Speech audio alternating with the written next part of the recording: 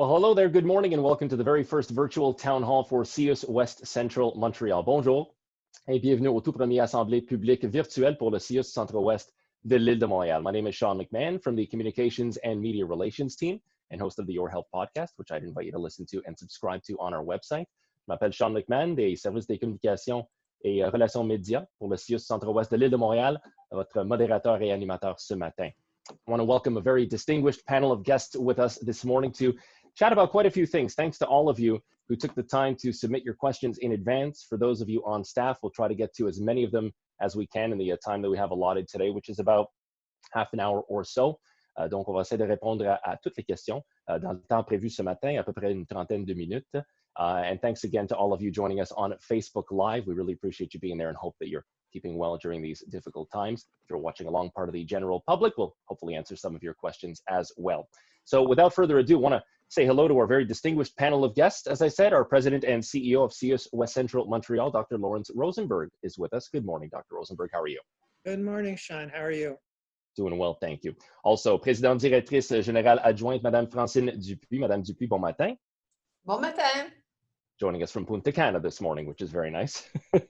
Also, our Director of Human Resources, Communications, Legal Affairs, and Global Security, Ms. Beverly Kravitz. Good morning, Ms. Kravitz. How are you today? Hi, Sean. How are you? Good, thank you. Nice to have you, as well as our Chairman of the Board, Alan Maislin. Good morning, Mr. Maislin. How are you doing today? Doing well. Mr. Maislin is just on mute. Your sound. Yoo-hoo. He knows that we're here. Mr. Maislin, thank you so much for being there this morning. We also have a very special guest on our panel who we'll get to in just a moment, but I do want to say good morning to Addendum from our digital health team. We've invited one special guest from our CIUSSS employee base to jump on and ask a question live in just a few minutes. So Anna, good morning. Thanks for being there today. Morning. Thanks for having me. It's Anna's birthday today, by the way. So I just wanted to put that out there. The timing is impeccable. Thank you. So just before we get to our questions, Dr. Rosenberg, if I can turn things back over to you, if you'd like to just say a few opening words. Well, maybe I can start by thanking our staff for the absolutely amazing job that they've been doing over the last couple of months since the beginning of this pandemic. We certainly could not have done everything we're trying to do for the population in our territory if it wasn't for the resilience and persistence and energy of our staff. So for myself and for Madame Dupuis, we can't say enough about the spectacular job that everybody's been doing. Well said. Thank you again for those of you joining us on Facebook Live. If you're just jumping on, we're with our President CEO, Dr. Lawrence Rosenberg, présidente-directrice, générale adjointe, Madame Francine Dupuis, Director of Human Resources, Communications, Legal Affairs, and Global Security, Beverly Kravitz, and our Chairman of the Board, Alan Maislin. Let's jump right in, if we could, to our first questions. We'll do these in English and in French. Donc, la première question, this one comes in from Myra Cox, everybody. She's a speech language pathologist. Myra wants to know, the number of Quebecers who have COVID-19 and who have died from it are significantly higher than elsewhere in Canada. Can you tell us why our numbers are so disproportionate? Yeah, that's a great question. And I think it's a question that the provincial epidemiologists are still trying to come to grips with. It isn't clear why half the cases in the country reside in Quebec. There are, reasons that we might be able to propose. That doesn't necessarily mean they're the right reasons, but Quebec does have a somewhat older population than the rest of the country, and certainly most of the cases in Quebec are in the Montreal metropolitan area and areas that are known to be a little bit older than other areas. Other areas in Quebec that are hard hit, Montreal East, Montreal North, are lower economic areas that are known to be associated with higher incidence of chronic medical comorbidities, which are known risk factors for the COVID-19 as well. So I think for all these reasons, it sort of sets up a situation where we have a higher risk population, perhaps, than other areas in the country. maybe before I jump on to the next question, it's the question that has come up for a lot of people is, where do you get the sense of where we're at right now? Everybody talks about the curve. Where roughly do you think we might be at the moment? Because I know a lot of people have been bringing that question up lately.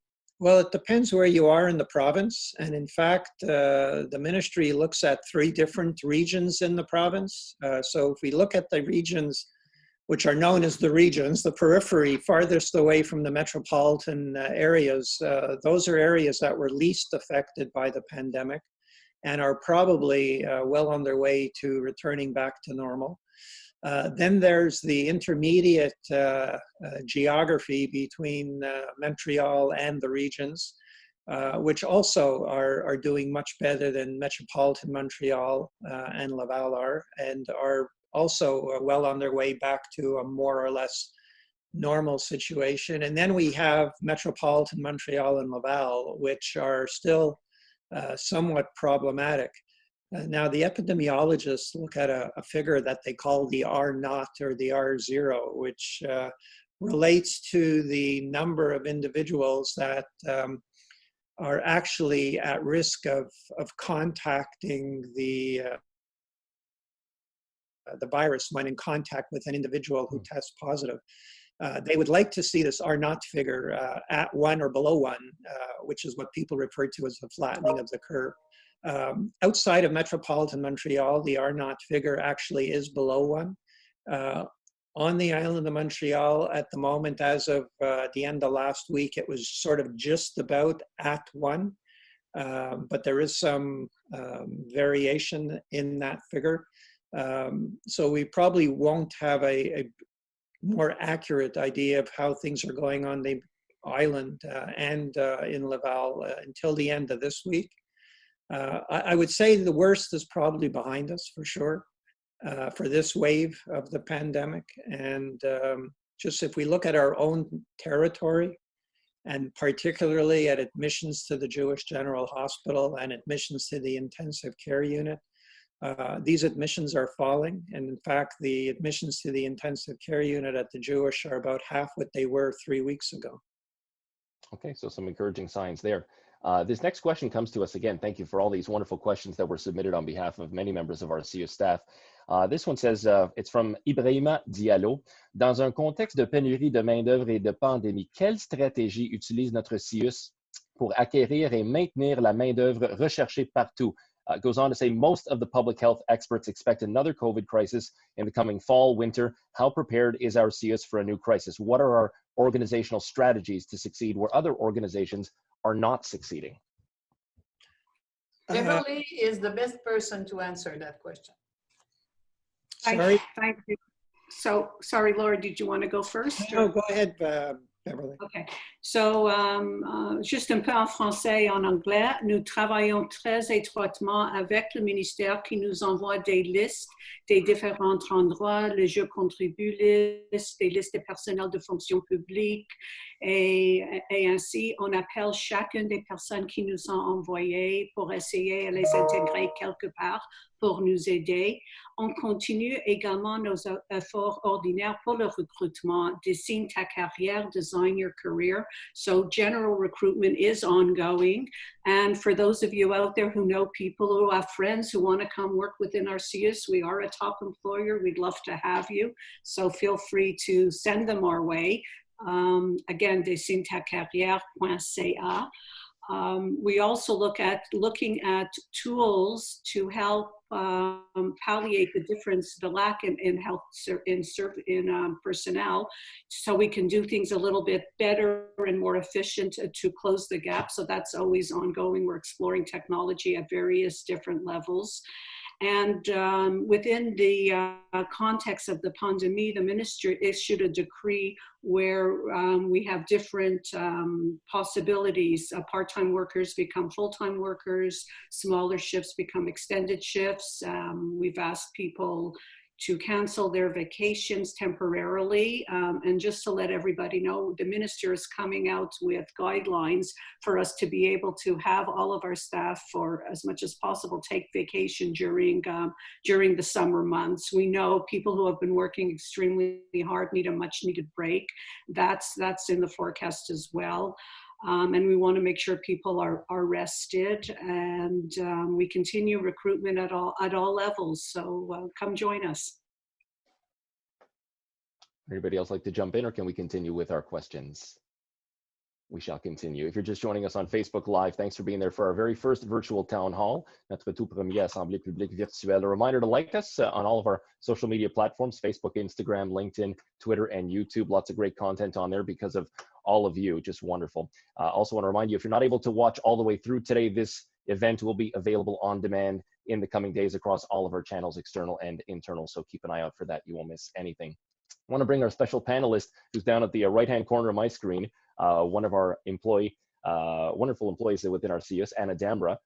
She has a question, and it pertains to digital health, which is a team that you know all too well. And in fact, I understand that your entire team is watching along with us this morning. I think you guys canceled a meeting to be able to watch this morning. So we canceled our stand-up meeting so that they can all watch. Yeah. Well, good morning, Anna. Thanks for being there. So what's your question? Go ahead. The floor is yours.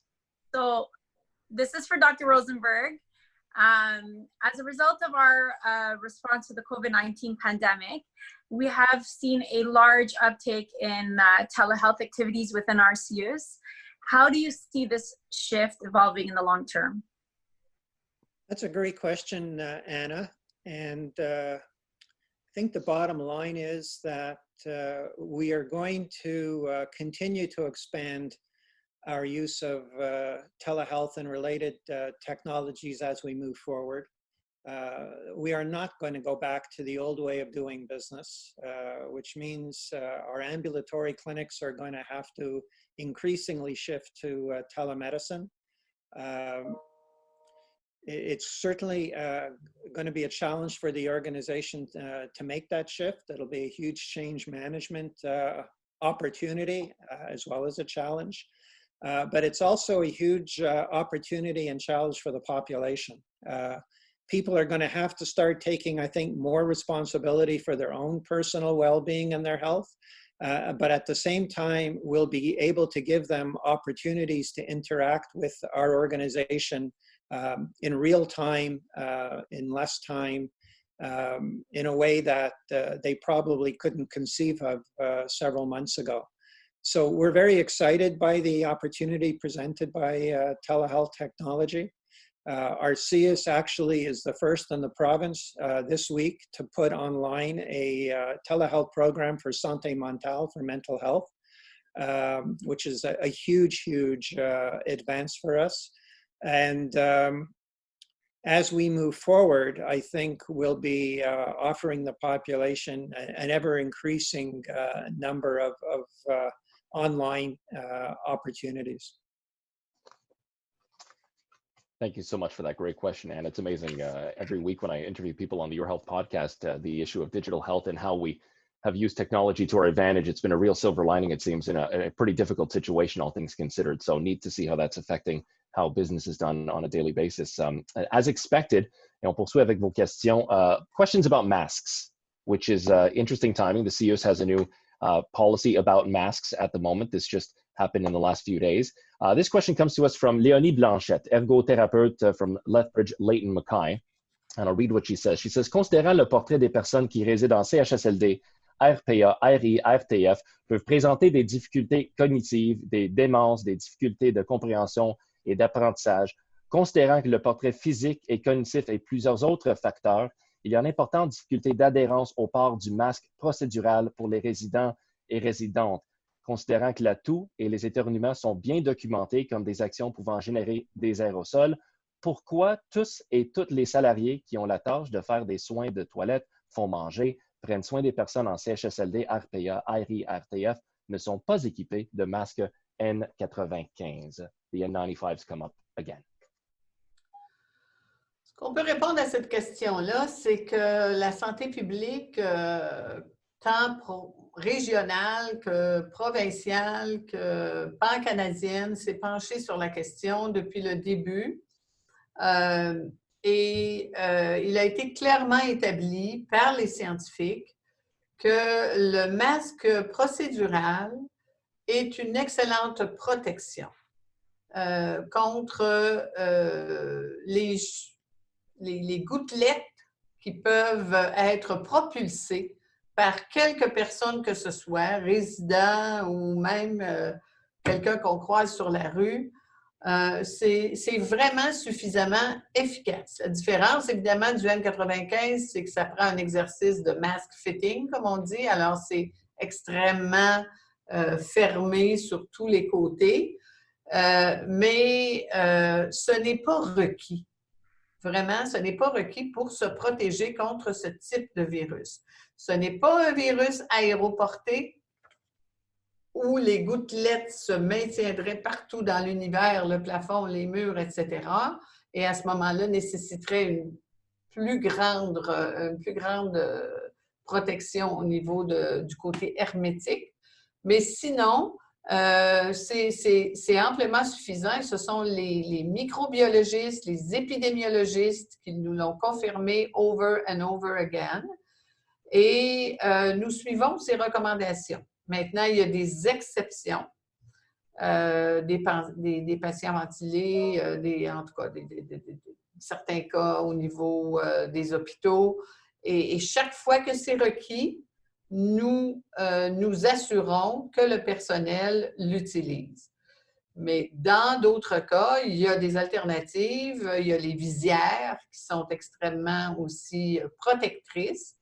Ça ne nous empêche pas non plus de procéder au lavage des mains très fréquent.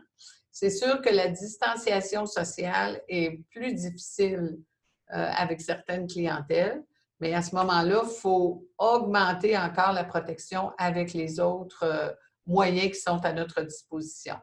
Mais ce n'est pas une indication de la santé publique d'utiliser des N95. Merci, Madame Dupuis. Continuing along that theme, if we could, this question comes in from Doris Gavrilovich, social worker, CSSS Cavendish, CLSE Benny Farm. Thanks for your question, Doris. She wants to know, as an employee of our CIUSSS in Sapa Benny Farm, I'm curious about employee testing, whether via PCR or serology. As we know, many people in our population are asymptomatic and shedding virus, potentially infecting others unknowingly. I'm presently torn about the possibility of being a vector. Any comforting words? Is a mask going to protect vulnerable clients and staff? Our goal is to maintain physical distance during visits. What can we say to Doris Gavrilovich? Well, I think as Madame Dupuis just suggested, the social distancing is going to be very important into the future, probably. That includes not only maintaining an appropriate distance from other individuals, but continuing to wear masks and continuing to wash your hands with sanitizer or soap and water. These are absolutely critical, and if one sticks to these very fundamental activities, you can protect yourself and your colleagues and our clients. With respect to testing, it's a little bit more controversial. You could have a PCR test today that shows you're negative and be positive tomorrow.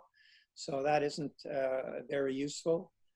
In fact, there are a certain percentage of people who have false positive PCR tests as well as false negative PCR tests.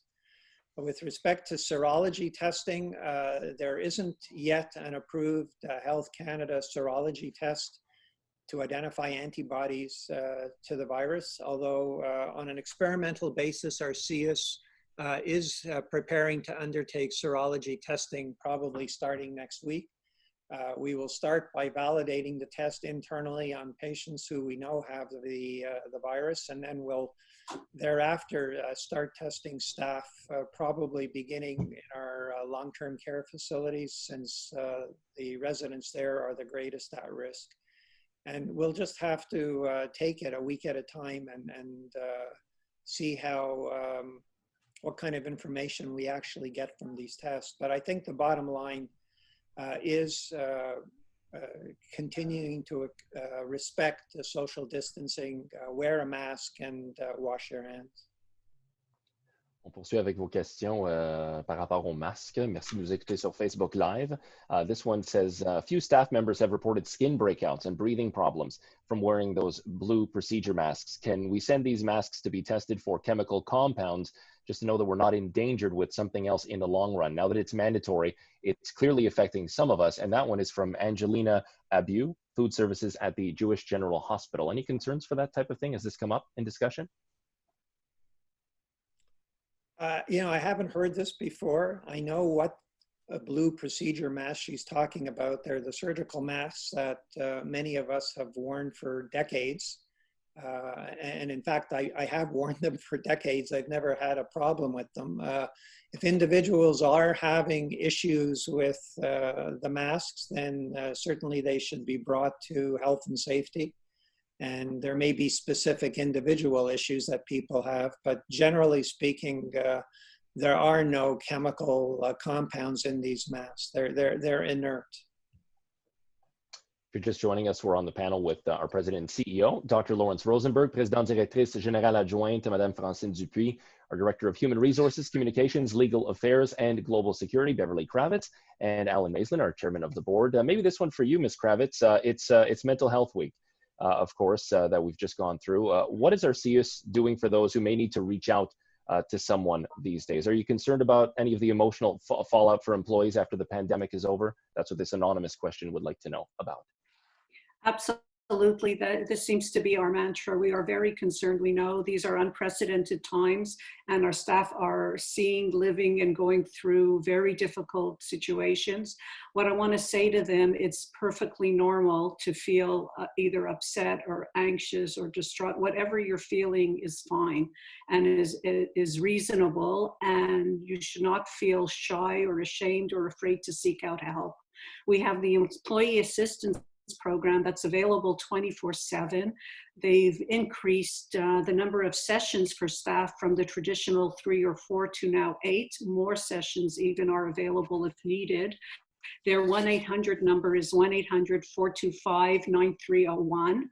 In addition, we've put up a psychosocial support hotline, and I believe it's having a positive impact from the feedback we're receiving and also from the number of calls. We've received over 8,000 calls to date since the start of the pandemic.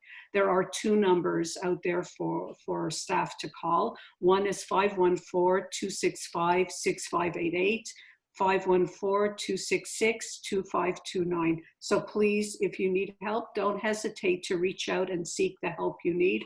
We're here for you. There's also a list that's published regularly on the daily updates on COVID of all the resources that are available to staff, even if they want to take a few moments. And it's highly recommended to meditate, to do yoga, do various relaxation type exercises. So I'm going to ask you, Sean, to make sure that it's posted again regularly and today on our website, because it's very helpful resources. And please don't hesitate to call anybody in HR if you feel you need help. We're here for you. And thank you so much for all that you're doing each and every day. That was a great question. I thought for a second you were going to ask me to post some yoga workouts, and I was not comfortable with that, but I'll make sure the information gets up there. And of course, if you are... Sean, if I may take the opportunity. Of course, yes, please. C'est la journée des infirmières aujourd'hui. Oui, alors, tout à fait. peut-être on pourrait souhaiter à toutes les infirmières du CIUSSS une très belle journée, malgré qu'on sait qu'on traverse des temps difficiles. Ce sont des professionnels de la santé que tout le monde aime et respecte. Elles font un travail qui est absolument exceptionnel et irremplaçable. Alors, to all of you nurses, the best possible day in the circumstances. Absolutely. We couldn't do it without all of you. So merci beaucoup aux infirmiers et infirmières. Tout à fait génial. Merci.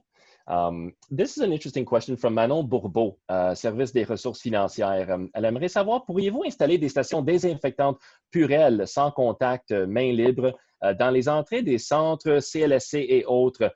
Du moins, il n'y aurait pas contact direct avec la station que tous les patients contaminent en la touchant en entrant pour leur rendez-vous. It's a good question. Can we do that? Has that been done? What's the conversation around that, perhaps? I remember speaking with George Ben David, our Director of Technical Resources, on that.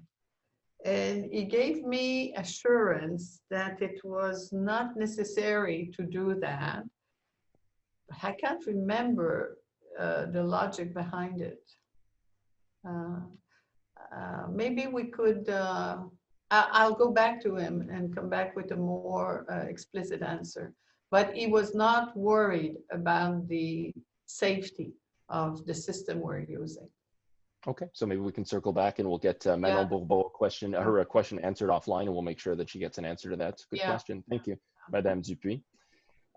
Moving on, this is a more generalized question. There's no name. This came in anonymously, but wants to know, is it safe to be gradually reopening society at the moment? Est-ce qu'il est sécuritaire de rouvrir progressivement la société à l'heure actuelle? It's on everybody's minds these days, it seems.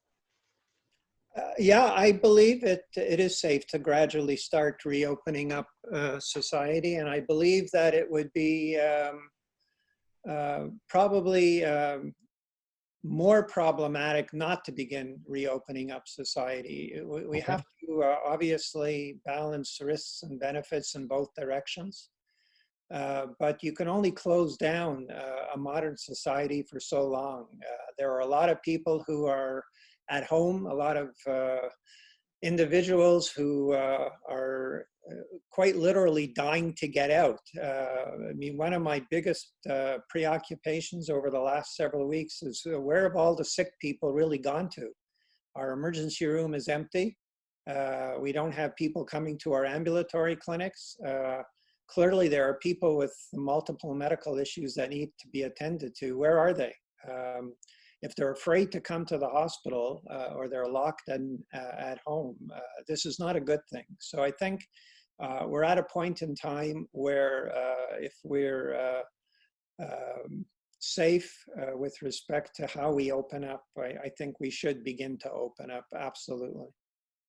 Dr. Rosenberg, if you don't mind, can I just piggyback on that with a quick question? Because it came up recently in a conversation with Aaron Cook from our Siegel Cancer Center, who was stressing that, you know, if people need medical attention, they shouldn't wait, and that they should seek out the medical attention because the protocols are in place, and that they should feel safe presenting to our CIUSSS if the situation is right. Could you maybe just unpack that a little bit? Because some people are waiting. She said it's a trend that we're seeing, that people are waiting because they're afraid of COVID and don't maybe show up when they should. Is that something you can maybe talk about? I think people are afraid because the messages that the media are giving out are causing people to probably be a little bit more hysterical about what's going on than what's actually going on. I mean, if one looks at the actual number of individuals affected by the virus and who become symptomatic, it's a very, very, very small number of people relative to the entire population. We know now who the at-risk populations are. They are the elderly, simply those over the age of 75 or 80, especially those in long-term care facilities. And as well, individuals with chronic medical conditions such as heart disease, lung disease, diabetes, and obesity. We should be focusing our efforts on protecting those individuals and letting the rest of the population, which is really over 99% of the population, get back to some semblance of normality while respecting the requirement for masks and social distancing. It's unconscionable, really, to keep people away from the medical care that they need.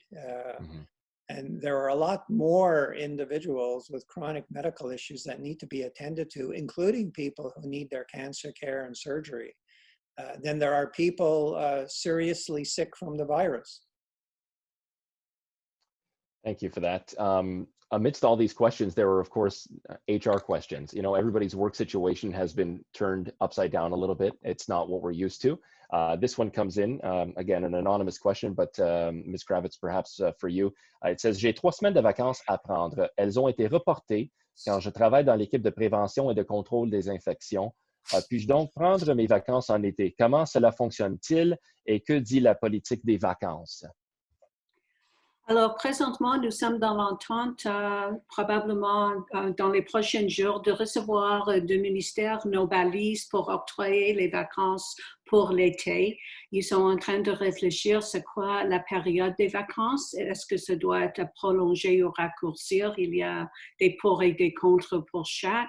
Et aussi de voir combien de semaines par employé nous serons capables d'octroyer. Il y aura aussi une possibilité pour les employés, s'ils veulent qu'une partie de ces vacances soit monnayée, ils peuvent les monnayer à taux et demi aussi, qui peut être intéressant aussi pour quelques employés. Mais qu'est-ce qui est important? C'est important d'avoir les vacances parce que c'est important de reposer et prendre soin de vous également. Donc, on attend les balises dans les prochains jours. Merci beaucoup. On poursuit. Une dernière question. We're at about the half-hour mark, which is what we expected. So thanks again for all of you watching live on Facebook. This will be available on demand in the coming days. Dernière question. Après ça, on va faire un petit tour de table pour les mots de la fin. Et ça vient de Marie-Ève Gagnon, physiothérapeute, centre de réadaptation Lethbridge, Layton, Mackay. Elle aimerait savoir pourquoi ne pas tester les employés avant de les réaffecter ailleurs et tester au retour à l'emploi. On sait maintenant que les gens sont porteurs asymptomatiques.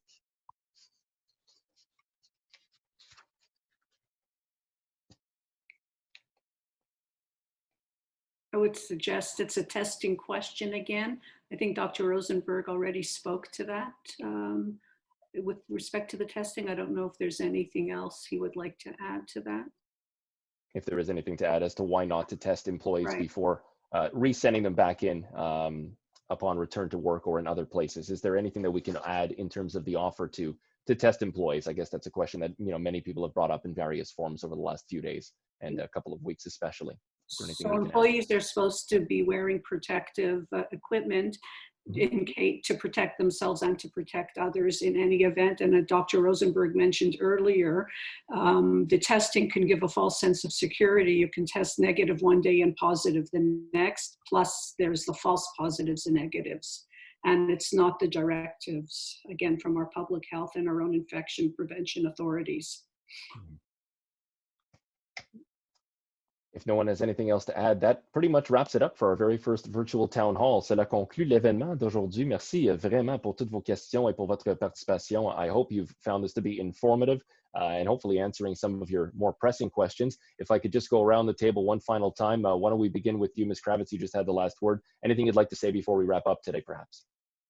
Well, again, to thank everybody for their hard, dedicated work at the front lines and also behind the scenes. There's a lot of people working very hard to make sure that the equipment is found and delivered, that staff is supported for any health or other reasons, food is prepared, volunteers out there making sure staff receives meals and anything that we can do to help make things more easy for you. And to don't worry, I know that. Don't worry about it. So if there are any other issues or concerns, we're here for you. So please don't hesitate and reach out to us. And thank you very, very much. Madame Dupuis?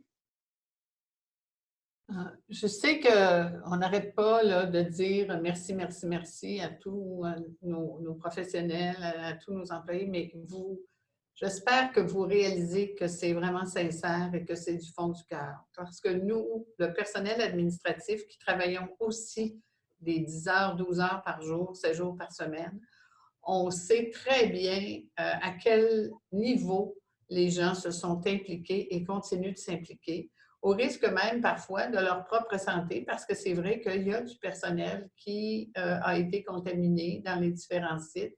C'est un travail énorme de chaque jour et il va falloir apprendre à vivre avec ce virus-là parce qu'il ne va pas disparaître.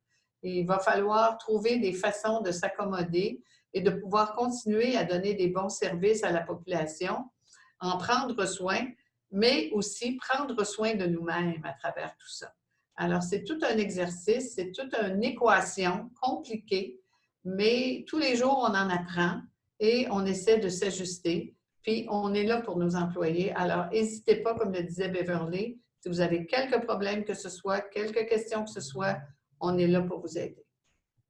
Merci, Madame Dupuis. Dr. Rosenberg, mot de la fin. I'll leave you the last word on this before we wrap things up on our first virtual town hall. What would you like to tell the employees? Well, I would like to again thank everyone for the tremendous job that they've done over the last couple of months. Really, it's been a very unique situation for many of you working in the CIUSSS, especially many of you younger individuals who've never come across a crisis like this before. Needless to say, if you stay in the réseau long enough, you'll probably experience many more crises like this before. So consider this to be a good training ground for you, if nothing else. This is a huge opportunity for the organization, for team building, and for learning how to work together better. I think we can all be very proud of the job that we've been doing. There'll be many, many lessons learned, I'm sure, over the next several weeks and months. But I think we can be proud of what we've accomplished together. And perhaps I would ask the chairman of our board, Mr. Maislin, to say a few words before we close. Thank you, Lori. I guess there's never an adequate way to say thank you to everyone and the job you're doing. And what I said yesterday in another meeting was that I'm as a volunteer and looking at the system, I am very grateful we're a CIUSSS because it enabled us to support our professionals in doing their job. And more important, it really enabled us to provide a great service to the population of Quebec. But we couldn't have done it, and we can't do it without everyone on our team. Your hearts, your great big hearts you bring to the table every single day, your compassion for the people we serve. There's no words that can adequately say thank you to you guys and tell you how much it's appreciated. So, un gros merci and lâche pas. Thank you so much, Sir Alan Maislin, our chairman of the board. Thank you as well to our director of human resources, communications, legal affairs, global security, Ms. Beverly Kravitz, our présidente-directrice, générale adjointe, Madame Francine Dupuis, our president and CEO, Dr. Lawrence Rosenberg, and a special thank you as well to our guest this morning, Anna Dambra, one of our CIUSSS employees from our digital health team. Don't forget to wear your mask. It's good to have a laugh despite the situation that we're all going through. A final reminder as well to tune into the Your Health podcast, where experts from across our CIUSSS join me every single week to discuss the things that matter to you the most. You can find it at ciusswestcentral.ca/podcast. Je vous invite à écouter notre balado Votre Santé, ciusscentralwest.ca/balado, et sur toutes vos plateformes de balado préférées. On that note, hope to do this again sometime soon. Keep those questions coming, stay safe, and don't forget to wash your hands. Thanks and have a great day, everybody. Thanks for joining us. Goodbye all.